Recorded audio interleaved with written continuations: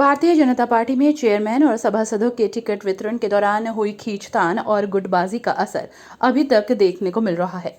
मुजफ्फरनगर नगर पालिका चुनाव में भाजपा प्रत्याशी मीनाक्षी स्वरूप पत्नी गौरव स्वरूप का मुख्य चुनाव कार्यालय महावीर चौक पर खुला, जिसमें केंद्रीय मंत्री डॉक्टर संजीव बालियान, यूपी सरकार में राज्य मंत्री स्वतंत्र प्रभार कपिल देव अग्रवाल और पूर्व विधायक उमेश मलिक के बीच मंच से भाषण के दौरान एक दूसरे पर किए गए कटाक्ष नगर में चर्चा का विषय बने रहे। तो वहीं केंद्रीय मंत्री डॉक्टर संजीव बालियान ने अपने भाषण के दौरान कहा कि शहर में पिछले 10 सालों से कोई विकास कार्य नहीं हुआ। उनका इशारा विपक्षी पार्टी के चेयरमैन रहे पंकज अग्रवाल और उसके बाद कांग्रेस के सिंबल पर जीती और बाद में बीजेपी में शामिल हो गई अंजू अग्रवाल की ओर था। लेकिन राजनीतिक गलियारों में ये चर्चा लगातार जारी रही कि कपिल देव ने अंजू अग्रवाल को बीजेपी में आने के बाद भी काम नहीं करने दिया, बार बार अड़चन खड़ी की, जबकि डॉक्टर संजीव बालियान ने किसी भी स्तर से अंजू अग्रवाल का कोई विरोध नहीं किया। आज भी संजीव बालियान के भाषण में ये बात महसूस हुई कि वो कपिल देव द्वारा अंजू अग्रवाल के विरोध करने के मामले से खुश नहीं थे। बहुत शहरों में जाता हूँ, कुछ शहर ऐसे हैं कि रात रात में सफाई व्यवस्था हो जाए कि सुबह आप 100 को उठेंगे तो पूरा शहर नीट एंड क्लीन, कहीं पानी का भराव नहीं, अच्छी सड़कें, नाली, पैसे की कमी नहीं, नियत की गड़बड़ है, नियत की 125 करोड़ रुपए इतना है, पैसे की कोई दिक्कत नहीं। 6 साल पहले अमृत योजना से 52 करोड़ रुपए लेकर आया, केंद्र सरकार की अमृत योजना है। कुछ पार्कों का निर्माण होना था, कुछ कंपनी बाग में काम हो रहा था। 6 साल से यूटिलाइजेशन सर्टिफिकेट नहीं गया। 52 करोड़ रुपए नगर पालिका मुजफ्फरनगर 6 साल में खर्च नहीं कर पाई। एनसीआर बोर्ड है, एनसीआर में आगे नुकसान हो गया इंडस्ट्री को, लेकिन जहां फायदा लेना था, चाहे 100 करोड़ का बजट हो, 200 करोड़ का, 500 करोड़ का, आप एनसीआर बोर्ड से लोन ले सकते हैं, अपने शहर को एकदम से चकाचक कर सकते हैं। कई 100 करोड़ बहुत पैसों के इक्विपमेंट खरीदे गए, ट्रैक्टर खरीदे गए, पता नहीं जेसीबी और कंपनी बाग के बाहर धूल फाक रहे हैं, उन पर ड्राइवर नहीं रखे गए। कूड़े के ढेर लगे हुए हैं चारों तरफ, शहर के चारों तरफ जाओ कूड़े के ढेर। मोहल्लों से गुजरे, कई मोहल्ले में तो पूरी गाड़ी नहीं गुजरती, कूड़ा ढलान पे यहाँ तक आ गया। जब मीटिंग में बात करते हैं कि अरे मशीन आ गई, मशीन तो आ गई, पर मशीन लगाने और चलाने वाले की नियत नहीं है। निवेदन है, या तो हमें नगर पालिका स्वाद दे दो, या फिर जब हम मोहल्ले में जाओ नारा देना बंद कर दो। हम बहुत दुखी हो गए, बहुत दिक्कत में है इस बात से कि नाली नहीं बड़ी, सफाई नहीं हुई, वो नहीं हुई। सोच की कमी है, पैसे की कमी बिल्कुल नहीं है। 20 करोड़ के इक्विपमेंट खरीदे जाएंगे, क्यों भाई? क्योंकि कमीशन आएगा। उन्हें चलाने के लिए 20 ड्राइवर नहीं रखे जाएंगे, क्योंकि उसकी तनख्वाह में से कमीशन नहीं मिलता। इस सोच से नगर पालिका चलाई जा रही है, इस सोच को बदलना है।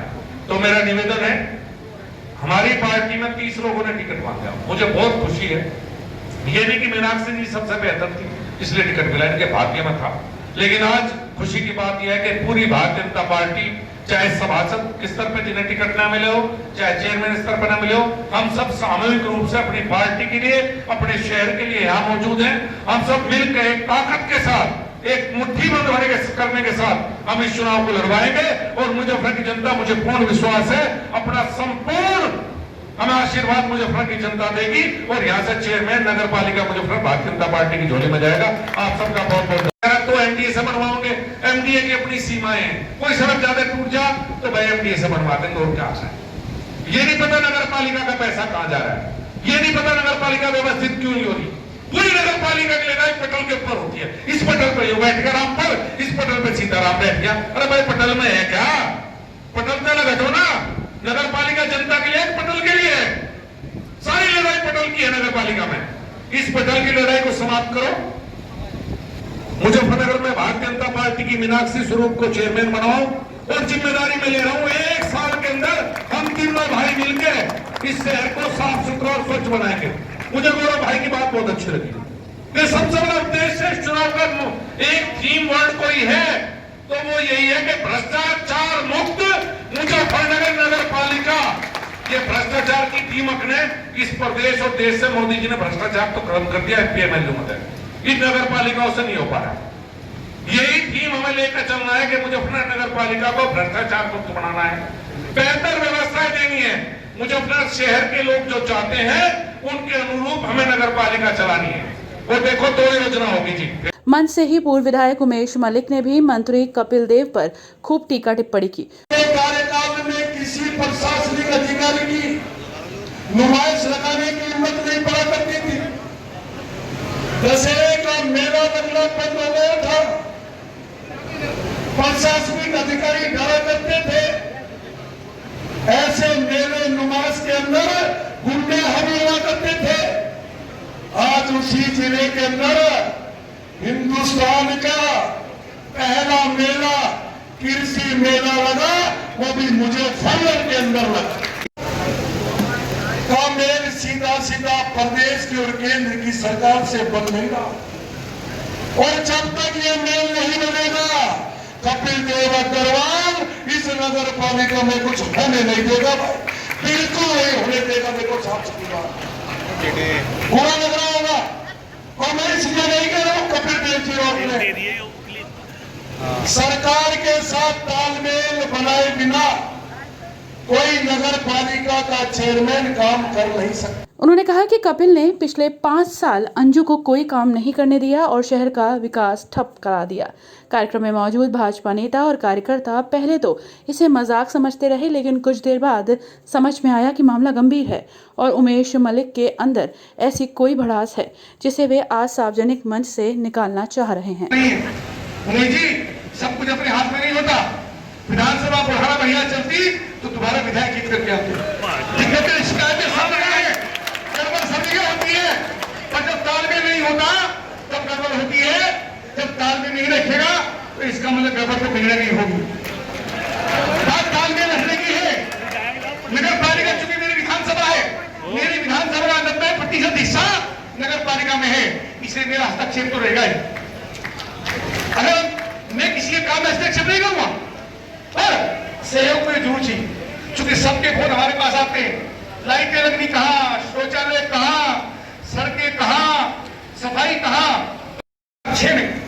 तब मैंने लोगों से कहा था, भैया मुझे तो आशीर्वाद दे रहे हो, वार्ड के सभासद भी जिता के भेजना। 33 में 25 सभासद हमारे जीत करके आए थे, सर्वाधिक अब तक के। मैं आपसे निवेदन करना चाहता हूँ, आपके माध्यम से, चैनलों के माध्यम, पत्रकार बंधुओं के माध्यम से, कि हमारे सभी सभासदों को भी जितवा करके बढ़िया टीम नगर पालिका के अंदर आए, जो प्रस्ताव आए वो फटाफट पास हो जाए, बिना सौदेबाजी के, बिना ब्लैकमेलिंग के, बिना पैसे दिए, तो नगर का सर्वांगीण विकास होगा।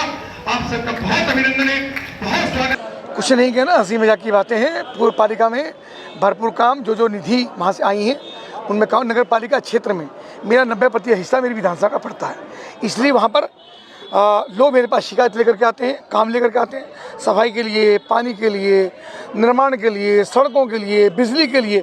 तो निश्चित रूप से मुझे पालिका के अधिकारियों को कहना पड़ता है। जब पालिका के अधिकारी नहीं सुनते हैं अगर किसी कारण से, तो फिर उस पर आपत्ति होती है। उसी संबंध में सारा विषय। आपके पूर्व विधायक अपने नेताओं पर आरोप लगा रहे हैं, ठीक क्या? अब जरा आप उनसे पूछिए तो अच्छा रहेगा। मेरे द्वारा इस प्रकार की टिप्पणी करना ठीक नहीं है।